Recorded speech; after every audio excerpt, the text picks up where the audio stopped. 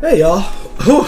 Welcome to another Markland Mondays. Today's conversation is going to be about dating detectives. Now, for everyone that's new to this channel and to what we're doing, Markland Mondays is basically a conversation about dating, the good, the bad, the ugly, and all the things involved in dating. Now, some people, have been in relationships for a while, but I'm a firm believer in that you never stop dating your mate. I don't care if you've been in it for 13 years or 3 months, it doesn't matter. You never stop dating. You're always looking to do new things for your spouse, or not your spouse necessarily. You ain't got to be married. I mean, y'all could just be kicking it. Hell, you could be in a situationship, and that's going to be a topic that we're going to talk about. But it doesn't really matter to what degree your relationship may be. Like I said, it could be 20 years, it could be 2 months, but no matter where you are in the process, it's all about dating. So tonight we're going to be talking about dating detectives, and what that is basically, one, when you meet somebody, what do you do in order to get to know them? Hey, what up, Michelle? Thank you for joining. But what do you do as far as getting to know about that person? It's 2019. So what that means is this. Information's out there. All right. If you want to find out about somebody, you can find out. Because think about it, we're on Facebook right now. So you can dig into their Facebook history. You can go into other social media, from Twitter to Instagram, to Snapchat, to hell, you name it, you can find it. So the conversation, like I said, is going to be all about the dating detective work that you do in order to find out about your spouse. I keep saying spouse. Ooh, I wonder, maybe that's a Freudian slip, right? About your mate, your partner, whoever you may be with at the time. So earlier today we had in our chat, Michelle always kicks it off as far as just different conversations with different people who are in and around in relationships and what they have done. And Lord knows we had quite a few people comment. Now, the main thing that people did, if it was really, they dug in as far as social media. Now, Michelle, she got real deep. She started searching IP addresses, and she went real technical with it. That's probably a bit above my pay grade, but what that demonstrates is that, hey, if you want to find out something about somebody, you got to dig in. And quite honestly, the more you learn up front, the easier, or better yet, you'll know how to navigate the relationship. And quite honestly, it'll only be a relationship if you allow it to be. Because if you know that there are going to be pitfalls, if you know that there are going to be problems, hell, if you know that there's going to be incompatibility, what that means is you now have the position of power to where you can say, hey, do I want to move forward in it in this particular way, or do I want to back off and go in a different direction? You have the strength at that point. Now, a couple comments that we had, for instance, Cameron in the chat, he said, hey, he had a friend that he caught her dude cheating, and basically he was cheating with a transsexual. Now, y'all know that Malik Yoba a couple months ago, he he admitted that he had a thing for transsexuals. Not necessarily my cup of tea, but I'm a firm believer into each his or her own. If everybody's adults, you like what you like. Everybody's got their kink. So I'm a big fan of, hey, do you. What up, T? Thanks for joining the conversation. Hey, y'all, please make sure that you leave comments in the chat as well. I am here. What up, Monique? Thanks for coming back. Y'all make sure you leave comments. Let me know what you think. Tell me about, your dating detective work that you've done in the past. What kind of investigating have you done, and what did that investigation come up? And quite honestly, what's the craziest thing that you've ever done to try and dig up some information on a partner that you're with, or that they had for you, that they've done in order to get with you? I was talking to a friend the other day, and she told me that she started a whole Tinder account because she could have sworn that the dude that she was with was cheating. So she went, signed up for Tinder, logged in, swiped right until she found him, and then she actually, this was a catfish situation, and we're definitely gonna have a conversation on catfishing in a while back. So she did all of that just to catch him in a conversation. Monique, you laughing, but it's like, man, people out there, they will do it, and you probably did it too. Now that you're busy laughing, but it happens. Now, me, I ain't gonna lie, I was alright with my investigation. if I met somebody, I would start out with Google because everybody's on there. If I had her phone number, I'd either put her number in or I would, put her name in. And then from there, I'd start with the Facebooks. Boom, boom, boom. And if that didn't work, I go to Instagram. Because here's the thing. I used to be on I want to hear some of the things that you've done. Give me one thing, Monique. Tell me one thing that you've done oh, not the deep dive on Google. I'm telling you, you'll find some stuff. Be like, wait a minute, she did what? Oh, okay, well, let me, $5.99 a month? Okay, I'll sign up. Anyway, that's another story. I mean, hey, everybody's got an OnlyFans page. Make that money. That's all I'm saying. So, anyway, I would dig in until I would get some information, because when I was on the online dating networks, they would only give you X amount of pictures on let's say Tinder. All right, so you may have 5 pictures. So what I would do is I'm like, okay, I know that she would put her best 5 pictures up on Tinder. However, if I start digging and I go to her Facebook page and she got all these pictures and she looking super duper ratchet and they ain't glamour shots, I'm like, okay, now we seeing something. Or I would go to her Instagram page. I'm like, oh, okay, now you have a fuller picture as far as what she looks like. So I'm telling you, you do some digging, you'll find some stuff out. Hey, Monique, quiet as it's kept. I used to have friends be like, hey, Chris, can you do this for me and find some information? So I feel you. You may not do the digging yourself, but we all either know somebody who knows how to get that information. So it's kind of crazy, but I'm not mad at it, because I've been catfished before. I don't know if y'all have, but it ain't cute, man. And I don't know how that show's been on the air for 30 million years, I should say, and people still getting catfished. Not me. I can't do it. And if anybody gets catfished in 2019, that's because they weren't trying, in my opinion. Going back to the chat, we had quite a few people. Latrice, she said that she found out that a dude that she was talking to, he had 3 chicks on the side, and he was going out on dates and everything else. So it's like, man, do some research. But before we dig in, I got a question for all y'all in the chat. I want y'all to be honest.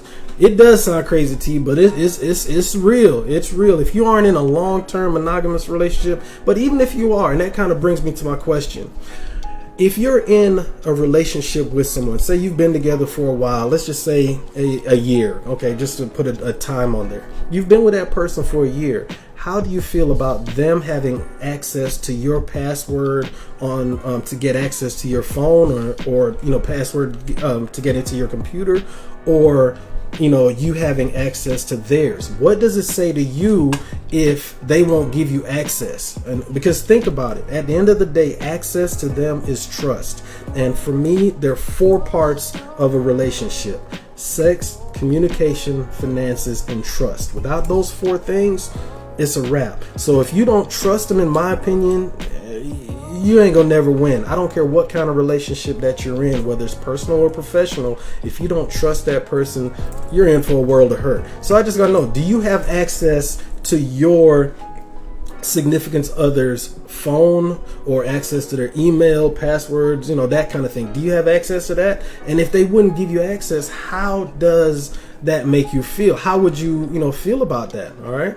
Wait a minute. We're going to touch on that, Monique. You had a friend go check on child support to make sure he was current. Ooh, you got some real friends. What up, Denise? Thanks for joining the chat. Tonight's conversation is going to be about dating detectives. What we're talking about is what's some of the things that you have done to dig into someone that you're dating in order to get information on that person, and what has someone done to get information on you. And then also let me know, what's the craziest thing, or something that you may have found out that your investigation work dug up, like, wait a minute, you got a whole relationship in another state kind of situation. All right, let me know.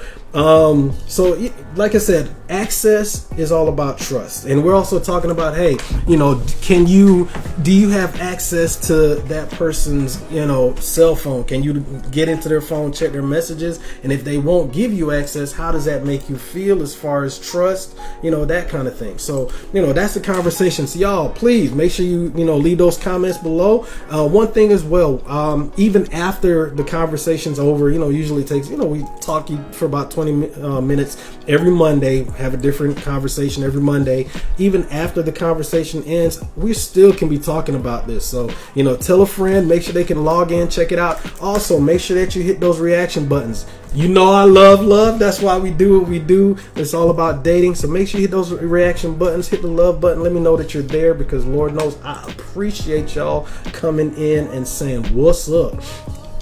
Now, speaking of second phones, Melanie in the chat, she said that she found a second phone. Now, here's the thing. She said she found the phone because the alarm kept going off. But it gets even crazier. The dude that she was with, who had the second phone, this cat was actually hiding out in a closet from just reading everything that happened. Basically, Melanie, she had a friend come over, a female friend come over. They were sitting there talking, just, chopping it up. He pretended to leave, but in fact, doubled back, jumped in the closet, I guess. I hope I'm telling the story right. And basically was listening in on the conversation, trying to get some dirt. Now, I guess in the case of being a dating detective, he went straight undercover.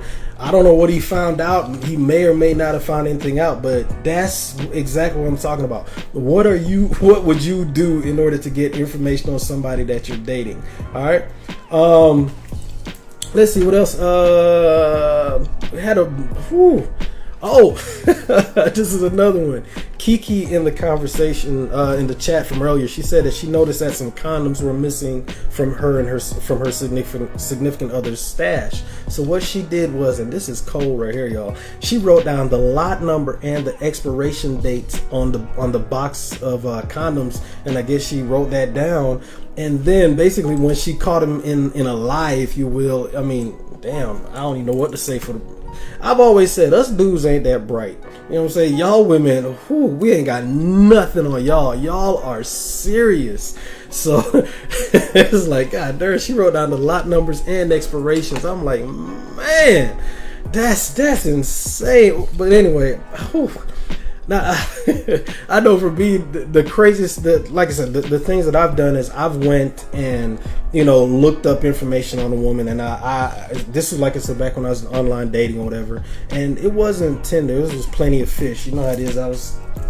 Anyway, and I dug up some information on her, and it turns out that she wasn't necessarily who she said she was. I don't think. Maybe in my experience from everything, from conversations I've had with different people, it seems like women online who are dating seem to be more genuine than dudes. If I'm wrong, let me know. But it was kind of crazy.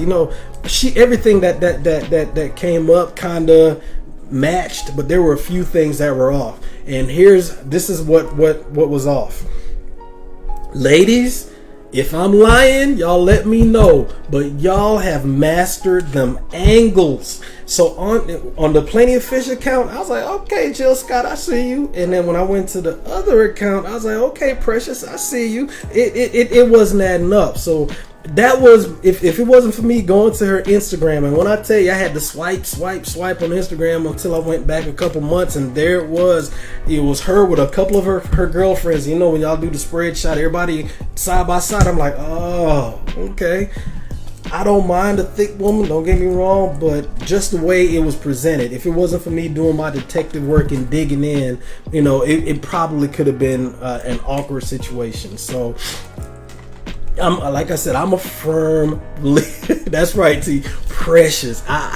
She was a healthy woman. She was I'll leave it be. But anyway, the bottom line is I did some research and I was able to get the full picture as far as who she was, not just the angles that she was presenting. So it was interesting. Michelle, let's look at the chat. Michelle says that she's driven by the house and knocked on the door when I saw. Oh yeah. Ladies, the pop-up, don't do it. Don't do it. Nothing good is going to come from a pop-up. You know what? That may be a topic for a day, kind of think about it. The pop-up. Ooh, man. Oh, don't do it. Not the yo, hey Denise, I'm not sure, I might do it next week, but it's coming up. We're gonna do a show on catfishing because it's happened, and them angles will get you every time. Hat fishing will get you every time. Fat fishing will get you every time. We're gonna do a show on that.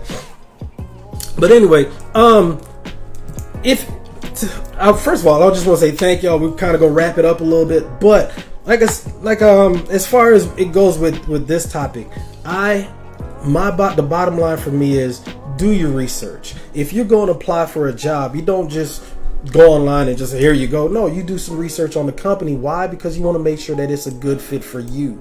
That should not change if you're doing some research to find out if the person that you're interested in or the person that's expressing an interest in you is someone that you want to invest your time in. You can make more money, you can do all kinds of things, but the one thing you cannot do is get back your time. And there's nothing worse than wasting time in a bad relationship, y'all.